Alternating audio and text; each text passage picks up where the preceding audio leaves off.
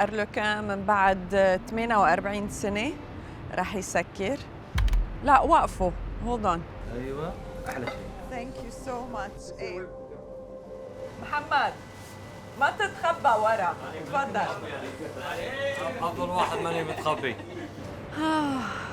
أنا هون بعرف عن حالي ميرا أرلوكان. أرلوكان عبارة عن فرنش لبنيز بيكري، هول المعروفين، معمول تمر، الجوز، الفستق، البتي فور. جدي اجى على ابو ظبي بال77 فشاف انه في هو يحقق حلم بابو ظبي. It's the actual picture of أرلوكان بالخلدية 1977. بحياتنا كانت طحين ومخبوزات والريحة الطيبة. سمير was here since my grandfather, so he's been with us for 36 years. ومن بعد ما جدي توفى أنا خلصت جامعة ببيروت ورجعت على الإمارات. I joined my father. بيي كان مدرسة، كان دايماً يقولنا إنه الزبون مش الزبون، هو ضيف.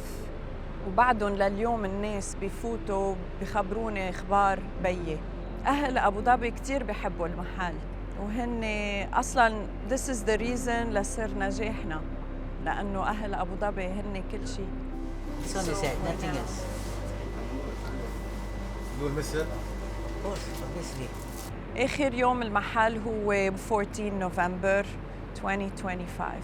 يجي الوقت انه حتى نفترق على بعضنا بس قلوبنا كلياتنا مع بعضنا. Just now closing I miss Arlington. حابة أقول إنه كان قرار كتير صعب، بس أوقات الإنسان بيقطع بظروف لازم ينقي بين عائلة وبين مصلحة وبزنس. الفيديو الكبير. I love you too.